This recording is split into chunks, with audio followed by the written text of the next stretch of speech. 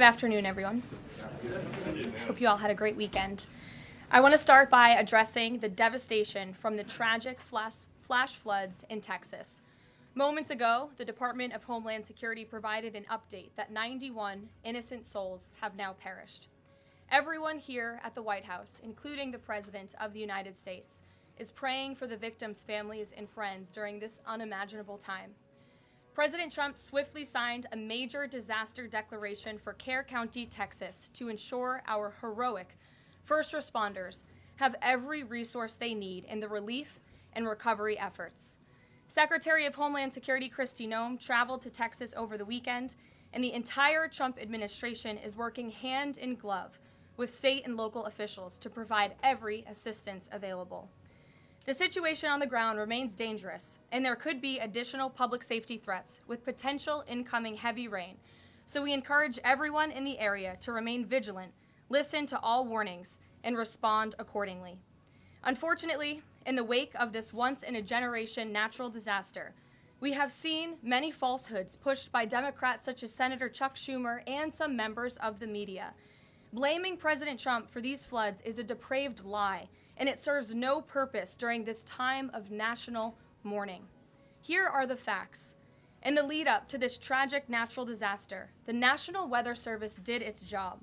Despite unprecedented rainfall, the National Weather Service executed timely and precise forecasts and warnings. On July 3rd, the National Weather Service office in Austin, San Antonio, Texas, conducted forecast briefings for emergency management in the morning and issued a flood watch in the early afternoon. Flash flood warnings were also issued on the night of July 3rd and in the early morning of July 4th, giving preliminary lead times of more than 3 hours before flash flooding conditions occurred. And the National Weather Service office in New Braunfels, which delivers forecasts for Austin, San Antonio, and the surrounding areas, had extra staff on duty during the storms, despite claims of the contrary. So to any person who has deliberately lied about these facts surrounding this catastrophic event, you should be deeply ashamed. At this time, the administration's focus will be on giving the victims and their communities the support they deserve during these recovery efforts in this tragic time. May God bless the great people of Texas, especially the parents who have lost their children. President Trump loves you. We are praying for you, and he will be traveling to see you later this week. Moving along to some further scheduling announcements. Tonight, President Trump will host the Prime Minister of Israel, Benjamin Netanyahu, for dinner, where they will discuss the positive developments taking place in the Middle East region. Tomorrow, the President will host his 6th cabinet meeting of his second term. Many of you will be invited to cover that. And on Wednesday, the President will host leaders from 5 African nations for lunch in the state dining room. In other news, after the historic signing on the South Lawn of the White House on the 4th of July, President Trump's One Big Beautiful Bill is now the law of the land. Republicans in Congress met the once-in-a-generation moment and codified the Make America Great Again agenda into law. After this monumental achievement, no other president in modern history has worked harder and faster to fulfill their campaign promises than Donald Trump. The One Big Beautiful Bill will get the United States of America firing again on all cylinders.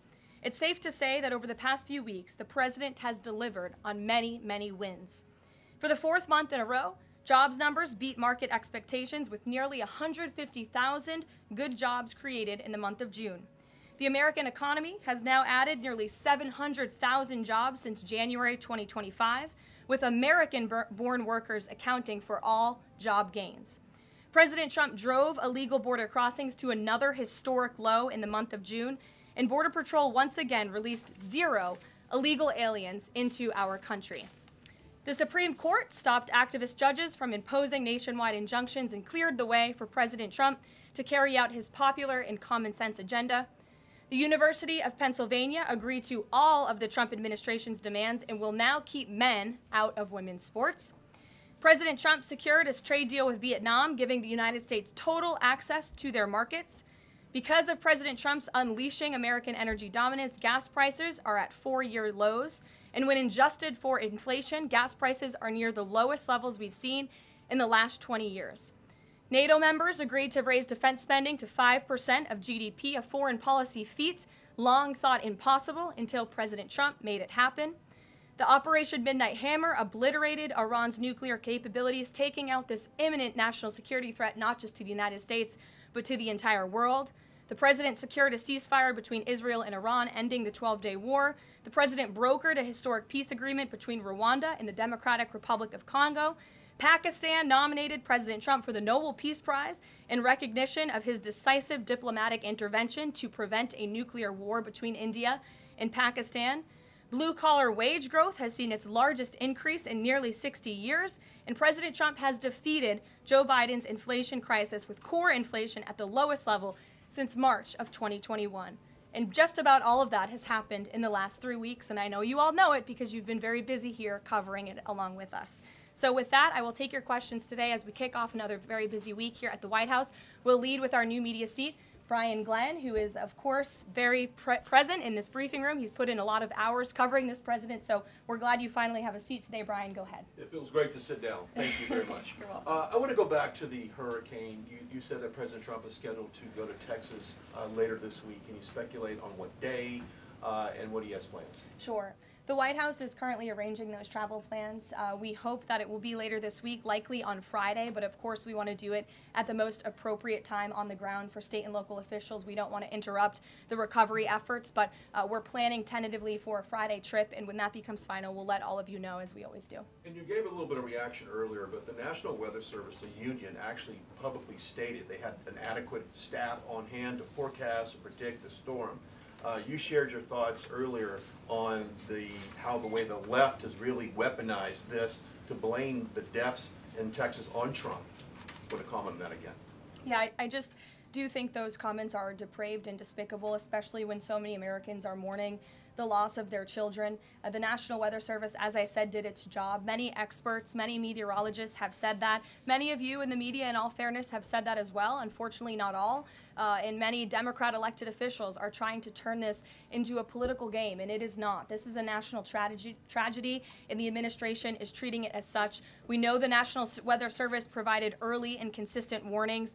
They gave out timely flash flood alerts. There were record-breaking lead times in the lead up to this catastrophe. There is ongoing flood monitoring, and these offices were well staffed. In fact, one of the offices was actually overstaffed. They had more people than they need. So any claim to the contrary is completely false, and it's just sad that people are pushing these lies. Can you just get one more? Sure. Kind of a little bit of breaking news. The Department of Homeland Security is moving to end the TPS status on Honduran and Nicaraguan migrants. Yes. Any plans to adding additional countries that you could be targeting? Just a reaction. Sure. Well, I won't get ahead of the Department of Homeland Security on additional countries, but as you pointed out, they did end temporary protective status for Nicaraguans and Hondurans in this country because TPS, temporary protective status, is temporary by definition. It is not meant to be a permanent path to residency or citizenship here in the United States of America. It was originally granted to Nicaraguans following a natural disaster in 1999. That doesn't sound very temporary to me. And as well as Hondurans in 1999 after the impact of Hurricane Mitch in 1998. And so this administration is doing what it promised to do.